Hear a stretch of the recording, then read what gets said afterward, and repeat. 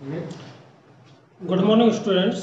NSS online classes में आपका स्वागत है। 7वीं क्लास में आज हम तीसरा चैप्टर रेशों से वस्त्र तक ये स्टार्ट करने जा रहे हैं।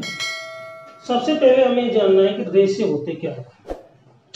हम तरह तरह के कपड़े पहनते हैं, जैसे पैंट है, शर्ट है, ठीक है, और भी बहुत सारे घरों में जैसे गलीचे काम में ले जाते हैं, बेड शीट हम काम में लेते हैं, गद्दे होते हैं। ये सब के सब जो वस्त्र होते हैं किससे बने होते हैं? रेशों से। रेशों को अपन तंतु भी कहते हैं, ठीक है। रेशे जो होते हैं प्राप्त कैसे होते हैं? रेशों को दो प्रकार से प्राप्त किया जाता है। पहला पादपों से,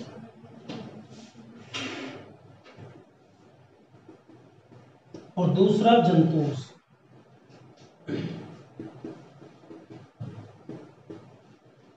पादपों से यानी कि पौधों से। पौधों से कौन कौन से रेशे प्राप्त होते हैं? जैसे कपास, रुई जो होती है, रुई कपास एक वृक्ष है, एक पेड़ है, तो उससे इसको प्राप्त किया जाता है। जूट, ये भी वृक्ष या पेड़ से प्राप्त किया जाता है। तो पादपों से जो प्राप्त किए जाते हैं उनको तो पादप रेशे कहते हैं। और दूसरी तरफ जो रेशे प्राप्त किए जाते हैं जंतुओं से। जंतुओं से कौन कौन से रेशे प्राप्त करते हैं? जैसे ऊन, रेशम, इनको जांतव रेशे कहते हैं। जंतुओं से प्राप्त होने के कारण जंतु से बन गया जांतव, तो इनको जांतव रेशे कहा जाता है। इस चैप्टर के अंदर हम जांतव रेशों के बारे में अध्ययन करने जा रहे हैं, जो जंतुओं से प्राप्त होते हैं, ठीक है। इसमें सबसे पहले आता है ऊन।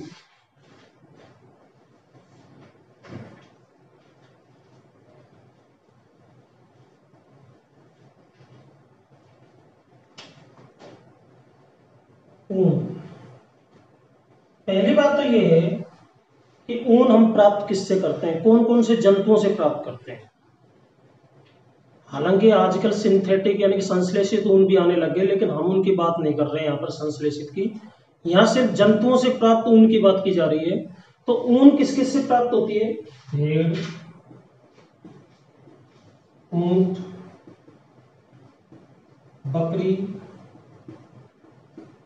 याक,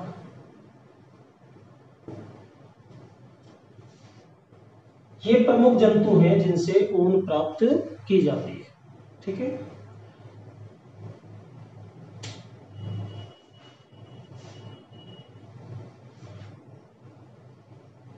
सबसे पहले हम ये देखते हैं कि जो भेड़ होती है, बकरी होती है, ऊंट होता है, याक होता है, इनके शरीर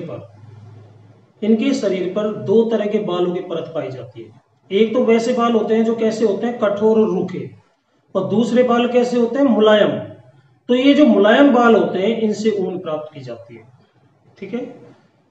मुलायम बाल, जिनको फर भी कहा जाता है, इनसे ऊन प्राप्त की जाती है।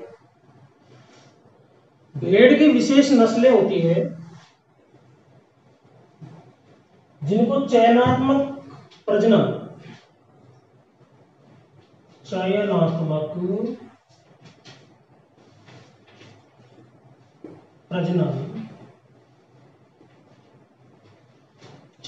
प्रजनन क्या होता है? जैसे नर और मादा, इनमें से किसी एक को अच्छी नस्ल के ले लिया जाता है, फिर अच्छी नस्ल के लेकर उनके बीच में क्रॉस करवा दिया जाता है, संकरण करवा दिया जाता है। तो इससे जो संतति प्राप्त होती है,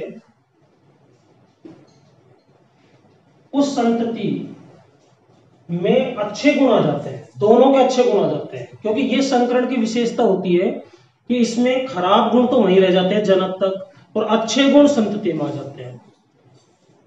इसको कहा जाता है चयनात्मक प्रजनन। यानी कि नर और मादा में से किसी एक को उच्च नस्ल की लेकर उनके बीच में संकरण करवाया जाता है, उससे जो संतति प्राप्त की जाती है उसको कहा जाता है चयनात्मक प्रजनन, ठीक है।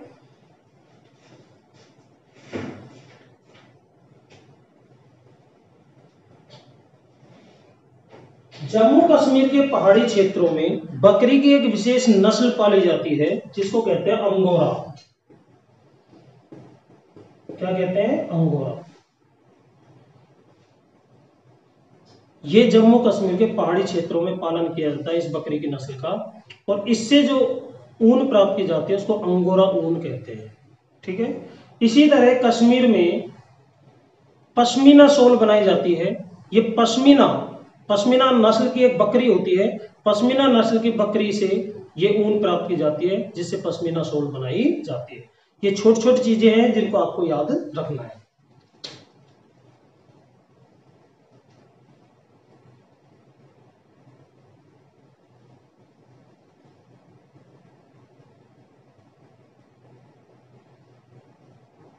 दक्षिण अमेरिका में लामा और एल्पेका,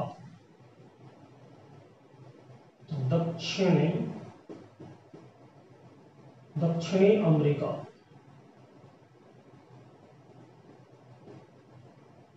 इसमें दो जंतु और पाले जाते हैं, यद्यपि भारत में नहीं पाले जाते। कौन कौन से? लामा और एल्पेका। इनसे भी ऊन प्राप्त की जाती है और उस ऊन का उपयोग स्वेटर, शॉल आदि जो गर्म वस्त्र होते हैं उनको बनाने में किया जाता है। ठीक है।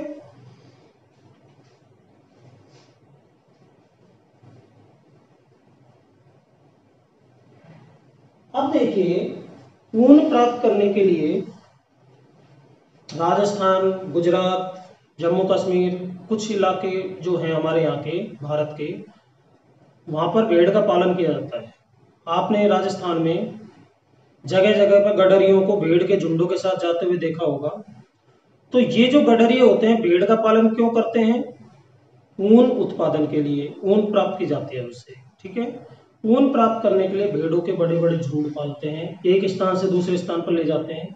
तो भेड़ का पालन करने के लिए क्या क्या बातों का, कौन कौन सी बातों का ध्यान रखा जाता है, वो कुछ छोटी छोटी बातें हैं जिनको आपको याद रखना है। सबसे पहले भेड़ों को खिलाया क्या जाता है? हम जानते हैं भेड़ क्या है? शाकाहारी जीव, यानी कि पेड़ पौधों की पत्तियों, पेड़ पौधों के उत्पादों को ही खाती है। कौन? भेड़। इसके अलावा जो गडरिये होते हैं समय समय पर क्या देते हैं इनको खाने के लिए? नेचुरल रूप से तो क्या खाती है? पेड़ों की पत्तियां। लेकिन समय समय पर इनको क्या दिए जाते हैं? अनाज, दालें, खल या खली। खली क्या होती है? जैसे सरसों है तो सरसों के दाने में से तेल निकाल लिया जाता है उसको पीस करके।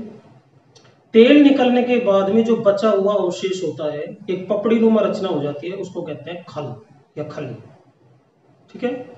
तो समय समय पर जो गडरिये होते हैं अनाज, दालें और खली आदि भी भेड़ों को खिलाते हैं। ठीक है। जिनसे उनके वृद्धि और विकास अच्छी तरीके से होता है। ठीक है।